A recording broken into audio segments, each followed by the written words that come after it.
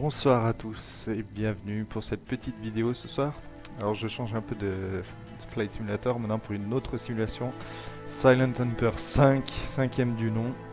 Alors qu'est-ce qu'il a de particulier? C'est un simulateur de sous-marin de la Seconde Guerre mondiale, vous l'aurez deviné à l'image. Mais il a des atouts bien plus importants que les deux prédécesseurs, le 3 et le 4. Le 3 était bien, question gameplay, le quatrième était génial, question graphique. Et le cinquième est en fait une fusion des deux, ils ont gardé le meilleur des deux. Et je dois dire que je suis vraiment bluffé par la qualité de ce jeu, autant dans l'immersion, autant dans la difficulté aussi. Alors bon, certes, on peut jouer en facile ou en difficile. Alors en facile, il faut savoir que l'on joue euh, avec beaucoup de facilité, notamment lors des programmations des torpilles, c'est-à-dire que vous avez juste à désigner votre cible et à tirer au moment où vous pensez que c'est bon. L'officier de quart se charge de calculer toutes les trajectoires. Là, je lance la campagne en difficile parce que j'ai déjà un petit peu d'expérience de par le 3 et le 4. Et le 5, bon, j'ai fait quelques parties avant histoire de me familiariser un peu avec le matériel. Et je dois dire que c'est vraiment, vraiment pas mal. Alors on commence la campagne en 1939. C'est une campagne qu'ils appellent campagne dynamique.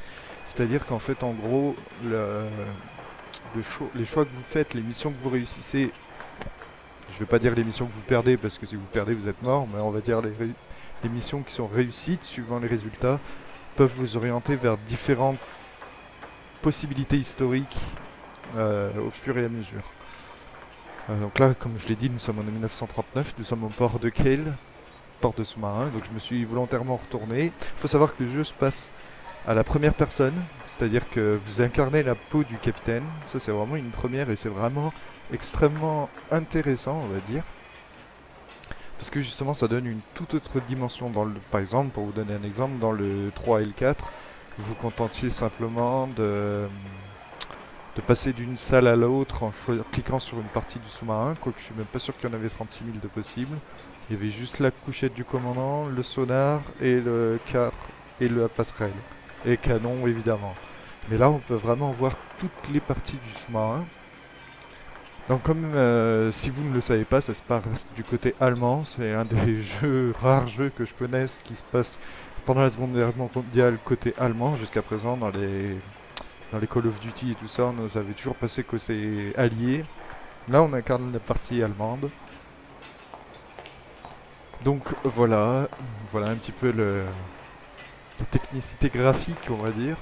Il est vraiment beau comme jeu, franchement il est vraiment bien réussi. Bon évidemment il y a des programmés, même si elles sont interdites dans les jeux. Donc voilà notre sous-marin, le type 7. L'un des sous-marins les plus répandus pendant le début de la guerre. Après il faut savoir qu'ils ont beaucoup évolué. Et ils sont passés du type 5 je crois, type 2 même, jusqu'au type 21. Alors le type 21 c'est le précurseur des sous-marins modernes, c'était les plus grands. Et d'ailleurs, je me suis laissé dire en regardant pas mal de documentaires que le type 21 était l'un des sous-marins les plus avancés. Et que si Hitler avait mis le paquet sur les types 21 et il les avait escortés correctement et s'en était servi correctement, la guerre aurait peut-être changé en sa faveur. Heureusement, ça a foiré. Les types 21 sont arrivés beaucoup trop tard, heureusement. Mais voilà, les sous-marins allemands étaient parmi les meilleurs. Ils ont fait énormément de dégâts pendant le début de la guerre, puis ça a fini par changer. Les méthodes de détection ont évolué et ils ont fini par perdre l'avantage. Il y a une justice partout. Mais après, concernant la vie à bord d'un sous-marin, il faut savoir que on le verra tout à l'heure quand on sera dans le sous-marin, c'est des machines vraiment très exiguës. Il n'y a vraiment pas beaucoup de place. En général, ils sont plus d'une vingtaine à bord. Euh, c'est pour ces navires-là, 20 dans un truc qui fait quelques mètres de large, c'est vraiment pas l'idéal. Question WC, il y en avait un et encore, fallait pas trop compter dessus. Question sanitaire, il n'y avait rien du tout. Il fallait se doucher dehors avec l'eau de mer. Question hygiène, promiscuité oblige, c'était vraiment limité. Question bouffe, C'était bien au début, mais au bout d'une semaine en mer, ça devenait déjà pas terrible. Parce qu'il faut savoir que l'humidité à bord du sous-marin, vous vous en doutez bien, était à des niveaux extrêmement élevés. Il y avait donc le pain pourrissait, le peu de bouffe qu'il y avait de potable, c'était ce qui était en conserve. Donc voilà, pour ce qui est de la partie historique, mais sans plus tarder, je vais prendre mon ordre de mission pour pouvoir partir.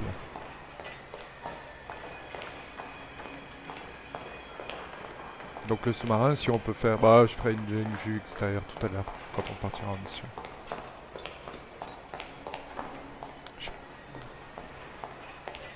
Willkommen zurück, Herr Colon. Kommen Sie herein, Herr Colon. Donc je vais passer la vidéo, mais en gros, l'ordre de mission c'est simple. Nous sommes donc au début de la guerre, l'Allemagne commence à envahir la Pologne, et Hitler ne s'attendait pas à ce que la Grande-Bretagne et la France, enfin surtout la Grande-Bretagne, prennent comment dire, que l'Angleterre entre en guerre contre l'Allemagne, ça il l'avait pas vraiment prévu, ni la France. Du coup, blocus britannique, la Kriegsmarine ne peut plus quitter les ports sans s'être confronté à la marine anglaise. Il reste que les sous-marins qui peuvent encore forcer le blocus, et c'est notre objectif. On a deux choix de mission, soit on s'attaque aux routes commerciales britanniques au large des côtes, sachant qu'on aura des ports comme Brême pour venir, ou Hambourg pour venir se recharger assez rapidement, ou bien on tente l'audace et on file jusqu'en mer du Nord, enfin même pas la mer du Nord, c'est l'Atlantique Nord, histoire de couler les convois britanniques et américains qui commencent à faire la route. Sachant qu'il vaut peut-être mieux passer par le nord, parce que passer par là c'est carrément du suicide. Mais je vais tenter de la manœuvre audacieuse de venir jusqu'ici. Voilà, j'ai choisi ma mission. Willkommen zurück, Herr Colon. Et je pars en patrouille. Voilà, maintenant nous sommes à bord du sous-marin. Je vais replier le périscope d'observation, on n'a pas besoin d'être déployé ici. On fait le ravitaillement terminé. Voilà, je vais vous faire une petite présentation du boat vu de l'extérieur. Bon, on l'a déjà vu tout à l'heure. Donc on peut vraiment se déplacer partout, ça c'est vraiment génial. C'est ce qui manquait vraiment dans les deux précédents. Donc à la proue du navire, ben, là sous l'eau vous avez les moteurs, avec les deux hélices, les gouvernails. On peut vraiment aller jusqu'au bout du sous-marin. Alors ça normalement je ne sais plus ce que c'est, je suis pas sûr que ce soit un tube blanc, si c'est le blanc. Si c'est le tube blanc torpille arrière je pense. Vu la forme que ça a, ça doit être ça.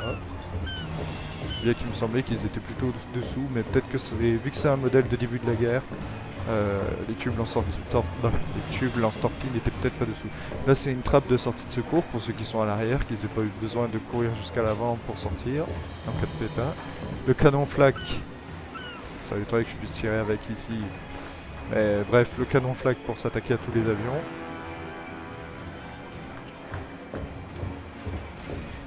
Et à la proue du navire, vous avez le canon très lourd pour tirer sur les navires en surface, sachant qu'il n'est utilisable qu'en cas de mer calme. La sortie d'urgence pour ceux qui sont à l'avant.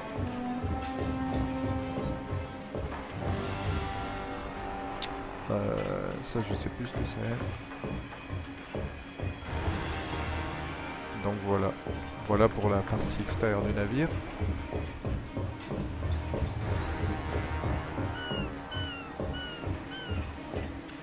Alors j'avais hésité de faire la vidéo soit sous forme de petit film, c'est-à-dire d'être vraiment dans la peau du capitaine. Ce sera peut-être le cas après. Pour l'instant, c'est juste pour vous présenter un peu les différentes choses. Donc là, on est descendu, le kiosque intermédiaire avec le périscope d'attaque, comment ça s'appelle, alors j'ai perdu son nom, mais c'est le système de programmation de torpille. Donc à l'époque, ils avaient juste à rentrer les données à l'intérieur, la portée, l'angle de tir, la vitesse. C'est un calculateur en fait. Le périscope de combat avec les tubes. Voilà.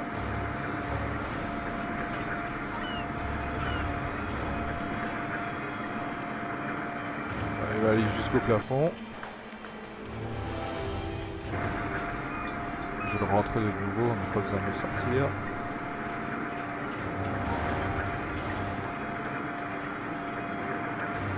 Voilà.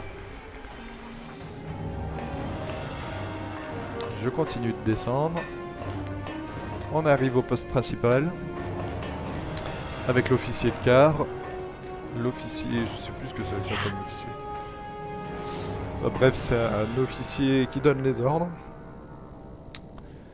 L'officier navigant, c'est lui qui s'occupe de tracer les cartes, de relever notre position et de nous garder sur la route. Ici le pilote, avec son système de direction. Lui il se charge de la direction horizontale, c'est-à-dire bâbord, tribord, et de conserver un cap.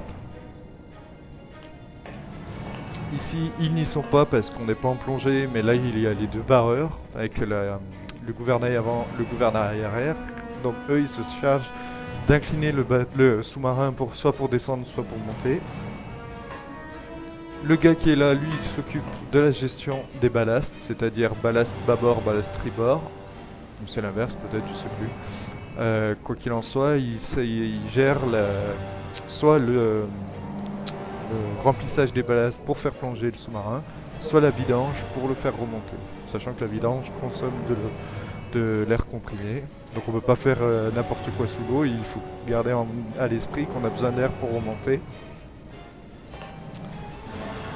Ensuite on va passer par l'arrière. À l'arrière du poste central, nous avons des premières couchettes. Vous voyez qu'il n'y avait vraiment pas beaucoup de place, il y avait la bouffe ici.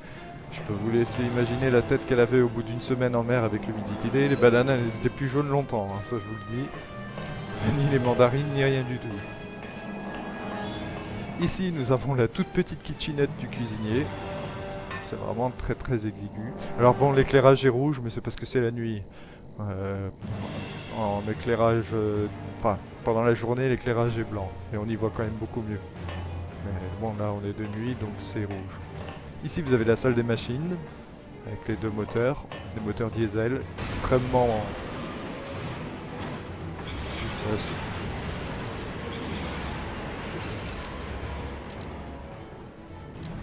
C'est quoi ce bruit? D'accord, il y a un bateau qui a coulé. Bref, j'étais en train de dire les diesels étaient des moteurs extrêmement nocifs, on va dire, pour l'environnement du sous-marin. Parce que même si l'échappement était à l'extérieur, il y avait quand même pas mal de gaz qui rentrait à l'intérieur. Je vous explique pas l'odeur, je vous explique pas non plus le boucan.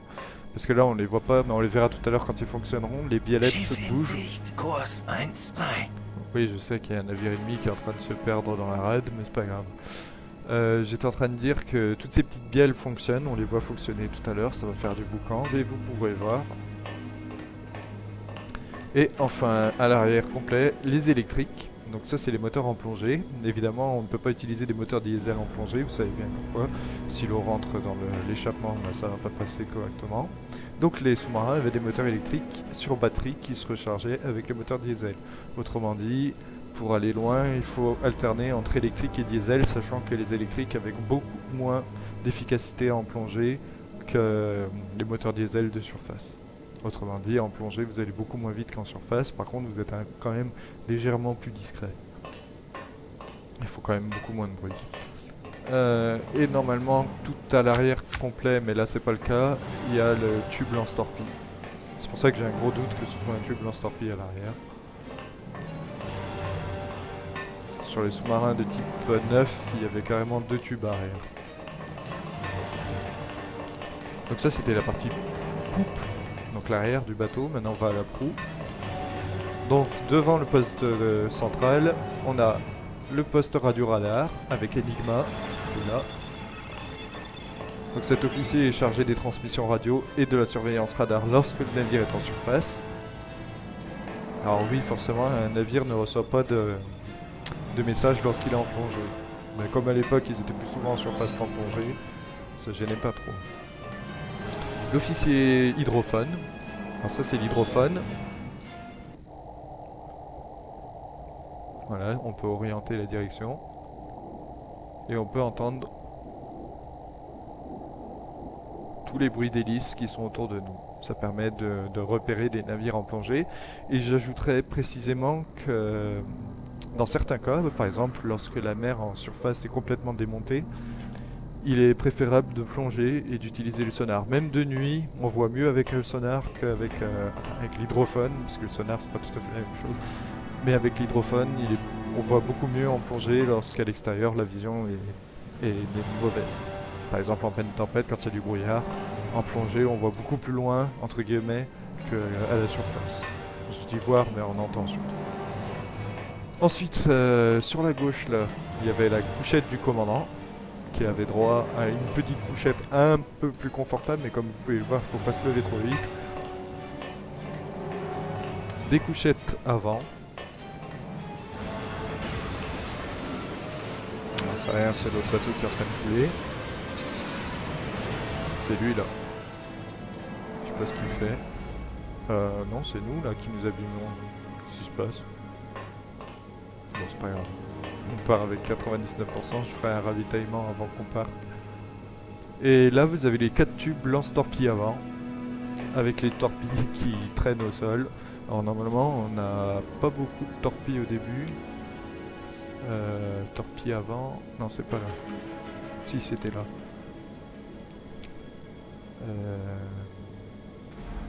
Voilà, torpilles.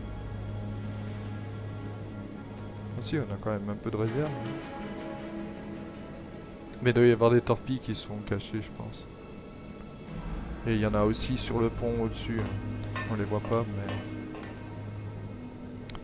Donc voilà pour la présentation générale du sous-marin. Bon, je vais quitter le port parce que j'ai l'impression que c'est le mouvement du bateau qui endommage un peu le reste.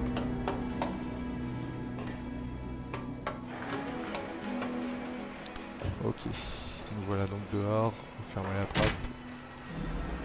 Allez, on sort d'ici. En avance. 5 Knoten. Alors il parle doucement parce qu'en fait il repère un navire ennemi que je vous ai montré tout à l'heure, qui a rien à faire ici d'ailleurs, mais je sais pas pourquoi il y en a un là. Voilà, j'ai demandé une avance à 5 nœuds et le navire avance. On va le regarder sortir.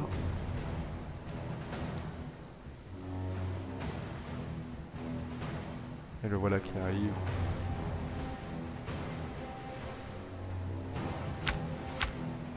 Fahrt beträgt 7 Knoten.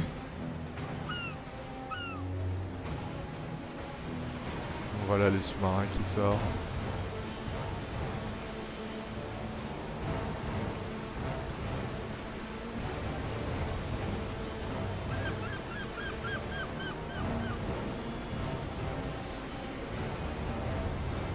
On peut voir aussi sous l'eau ce qui se passe. Voilà.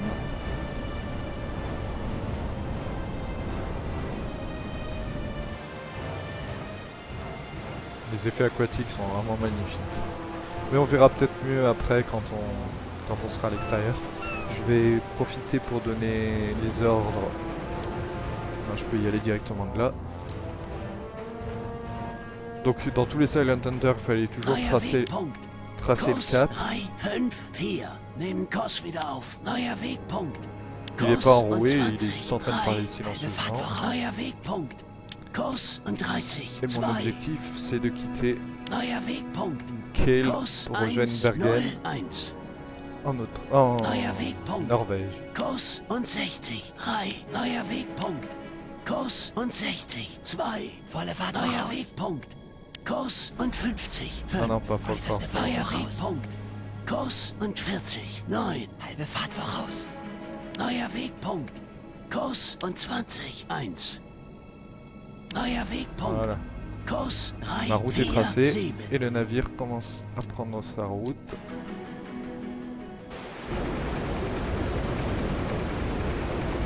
Alors ce qui est bien, c'est qu'il y a un accélérateur de temps. Et ce que je vais faire, c'est que je vais faire une petite ellipse et jusqu'à ce qu'on soit arrivé un peu plus en haute mer et surtout que ce soit le jour. Alors on a quitté la rade de Kiel qui est là, comme vous pouvez le voir. Et on croise un de nos navires de combat.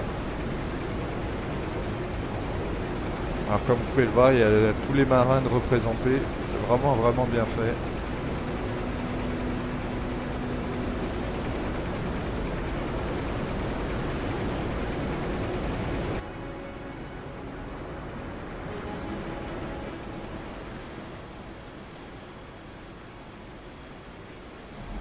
si on plonge. Et même les algues doivent représenter. Faire gaffe aux récifs parfois aussi. Alors après, dans les ordres possibles à utiliser, donc là vous avez les différentes plongées, plongée périscopique, sachant que vous ne pouvez pas plonger si vous-même vous n'êtes pas dans le sous-marin. Par exemple là je ne peux pas donner l'ordre de plonger. Ça ne fonctionne pas, il faut que je rentre et que je ferme l'écoutille. Vous avez la plongée standard, profondeur 40 mètres. Mais après, vous pouvez... Et là, vous avez la plongée d'urgence, c'est-à-dire plonger le plus profond possible pour éviter le grenadage sous-marin. Ensuite, dans les ordres un peu plus complexes, là, vous pouvez définir une profondeur particulière jusqu'à 50 mètres, puis une profondeur particulière jusqu'à 250 mètres, sachant qu'à partir de 100 mètres, la coque commence à ramasser un peu. Si vous n'êtes pas à 100%... Si la coque n'est pas à 100%... vous pouvez déjà commencer à avoir des dégâts à partir de cette profondeur-là. Et en dessous de 150 mètres, si vous n'êtes vraiment pas au maximum de votre santé, c'est même pas la peine d'essayer d'y aller. C'est la compression assurée et l'explosion générale. Ensuite, en termes de vitesse, pareil, vous pouvez donner des vitesses jusqu'à 5, alors c'est combien? 17 nœuds, d'accord. En avant toute, en avant 3/4, en avant normal, en avant 2/3, en avant lente, et la même chose en marche arrière jusqu'à 4, ou bien des vitesses particulières de 0 à 30 nœuds, sachant que les sous-marins allaient rarement au-dessus de 20 nœuds. Ensuite là, bon, vous avez une mini-carte qui vous permet de voir à peu près où vous en êtes. Ici vous avez la profondeur du sous-marin actuel, et ici la vitesse actuelle. On oscille avec entre 9 et 10 nœuds. Là-haut, vous avez la carte, c'est là où j'étais tout à l'heure, qui permet d'avoir la position des navires visibles actuellement à la surface. Quand ils sont bleus, c'est des alliés, quand ils sont rouges, c'est des ennemis. La gestion du personnel, j'ai pas encore trop compris comment ça fonctionne. Les systèmes permettent de savoir ce qui est endommagé et ce qui ne l'est pas, section par section. D'ailleurs, j'aurais bien aimé savoir ce qui est un peu endommagé. À mon avis, c'est juste la coque. Ici, vous avez le niveau de voie d'eau, donc plus ça monte, plus ça craint pour vous. Sachant qu'on voit l'eau monter dans le sous-marin, ça c'est vraiment génial. Le niveau d'air comprimé, bah, c'est justement ce que je vous disais tout à l'heure, c'est l'air qui permet de chasser l'eau dans les ballasts. Si vous n'avez plus d'air comprimé, bah, vous ne pouvez plus faire surface, c'est aussi simple que ça. Donc il faut garder vraiment attention à ça. Niveau CO2, bah, c'est le CO2 dans la cabine, plus il est haut, moins ça va aller. Sachant qu'à partir de 10%, ça commence à devenir un peu pas très agréable pour les marins. Au-delà de 50%, il faut faire surface le plus vite possible. Le niveau des accumulateurs, c'est les batteries. Donc quand on plonge, on utilise les batteries qui se déchargent bien vite. Il faut dire qu'on est en 39. C'est pas les batteries lithium-ion qu'on a maintenant. Et le niveau de carburant, bah, c'est le carburant des diesels. D'ailleurs, comme je vous avais dit, bah, allons voir les diesels comment ça fonctionne. Vu qu'on est en mer et vu qu'il fait encore nuit noire et qu'on voit pas trop grand chose, je vous emmène donc voir le fonctionnement des diesels qu'on entend d'ailleurs. Les diesels sont vraiment très bruyants. C'est pas les moteurs qu'il faut utiliser pour fuir.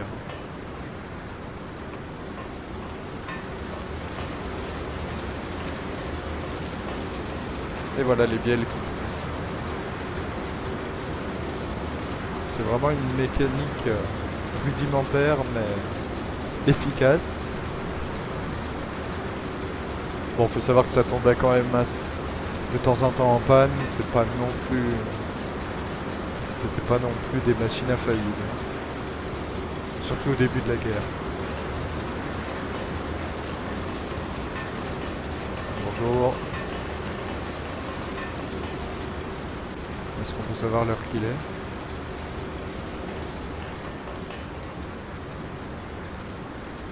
Et ici, vous avez le périscope. Ce qui monte. Ah mince, je suis en train de monter le périscope d'attaque en fait. Voilà. Et là, vous avez le périscope d'observation. C'est le périscope qui sert uniquement à observer ce qui se passe un peu autour. On peut tirer aussi avec, mais il est moins précis que le périscope d'attaque. Hop, il retourne à sa place.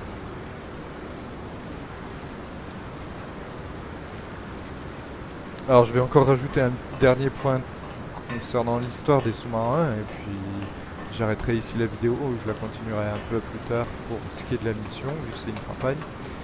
Il faut savoir que les sous-marins de l'époque n'étaient vraiment pas efficaces, enfin pas efficaces, si ils l'étaient, mais pas à l'aise en surface, parce que c'était pas vraiment des navires de surface, comme vous pouvez le voir, ils sont assez fins, du coup ils sont facilement ballottés par les vagues, et quand la mer était grosse, il arrivait parfois que les vagues surmergent la vigie, donc le poste ici, il fallait fermer les écoutilles parce que sinon tu avais toute l'eau qui descendait jusqu'en bas. Bon, il y avait des systèmes de pompes qui rechassaient l'eau qui rentrait dans le poste principal, mais bon, c'était pas agréable pour ceux qui étaient en dessous. Et ils n'étaient pas vraiment à l'aise en plongée non plus parce que justement à l'époque il n'y avait que les moteurs électriques et les moteurs électriques, comme je l'ai dit, c'était pas non plus des moteurs exceptionnels.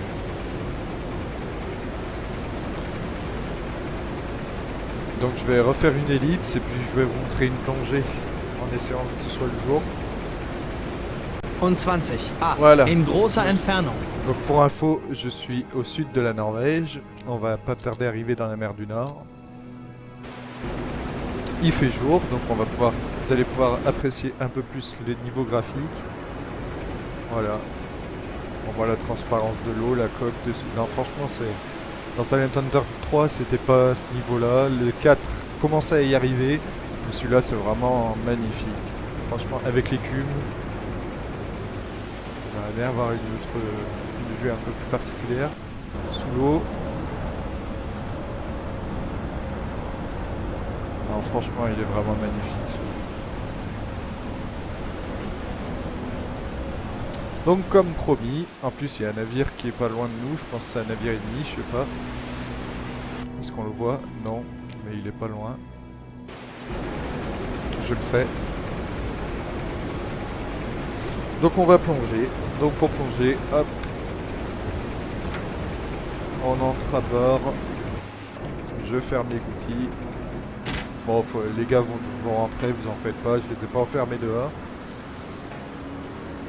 Je descends au poste ici et hop, on plonge en plongée standard. Runter mit dir!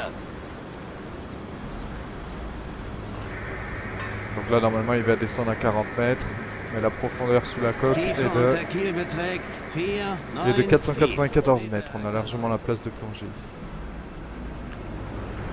Donc bon, il faut imaginer que les vigies sont il n'y a plus personne sur le sous-marin. Les gouvernes de profondeur, enfin les gouvernes se sont mises vers le haut pour forcer le sous-marin à descendre.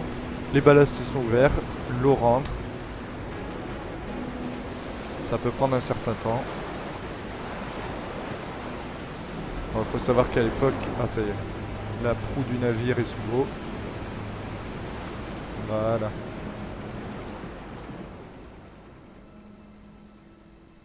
Tiefe beträgt 1, 0 Meter. Et le sous-marin plonge. C'est vraiment, vraiment bien fait.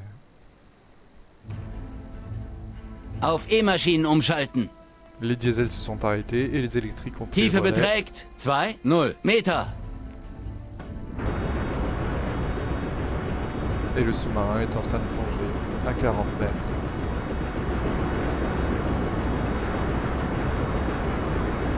Tiefe beträgt 3, 0 Meter. Voilà, si on se met à l'intérieur. Alors tout est interactif. Ici on voit la jauge de profondeur qui monte. 36 mètres. On entend les craquements de la coque. C'est pas très rassurant mais c'est normal. Le gouvernail est à 0.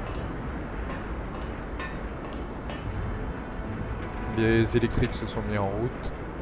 Je vais demander Tiefe d'arrêter les beträgt moteurs. 4, 0 Meter. Maschinenstopp. Et je vais lancer un coup d'hydrophone.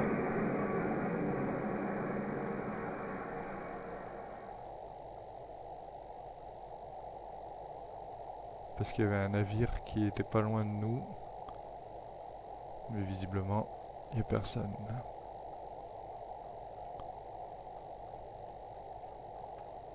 On va remettre les machines en avant lente. Langsame Fahrt voraus. Donc là c'est le moteur du sous-marin que j'entends, c'est pour ça que je les ai coupés, parce que quand on les coupe on l'entend mieux quand même. Voilà. Et bien voilà qui on voit quand même mieux maintenant de jour. Je vais vous faire une rapide présentation du jour vu qu'on y voit plus clair.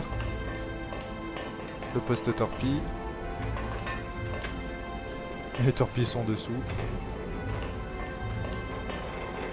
On les voit recharger quand ils rechargent. À la limite, après, plus tard dans la vidéo, lorsqu'il y aura eu des combats, je pourrais vous montrer comment ils rechargent les torpilles.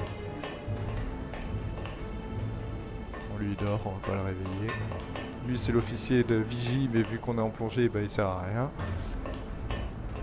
L'officier radio non plus sert à rien d'ailleurs. Sauvegarde, oui. Voilà le poste arrière avec les bananes qui sont toujours là. Alors c'est bon ce que tu nous prépares? On peut interagir avec l'équipage Möchten Sie aussi. mal den Eintopf Par probieren, Herr exemple, Kalon? vous avez pris le violon à ce que je Ja, vois. aber der Bootsmann hat mir die Seiten gekappt. Er meinte, hier unten wäre schon genug Krach. Glauben Sie mir, die Sache ist noch nicht erledigt. Ich werde ihm das schon noch heimzahlen. Möchten Ja. Sie mal den Eintopf probieren, Herr Kalon? Et on peut demander un repas spécial parfois. C'est vraiment sympathique. Là, il y a la sortie de secours numéro 1, celle qu'on voyait sur l'arrière du bateau. Les diesels de jour, qui là pour le moment sont à l'arrêt. L'officier machiniste, pardon. Les électriques qui fonctionnent actuellement. Rapport 99%, 1% de CO2.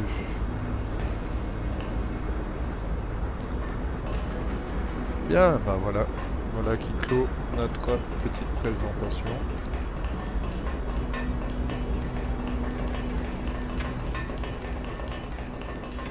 Voilà, je vais arrêter la vidéo ici, puis remettre une un peu plus tard. Lorsqu'il y aura un combat par exemple, pour vous montrer un petit peu comment ça se passe dans la partie combat. Ciao ciao, c'était Mr. Joe pour la première partie de Silent Hunter 5.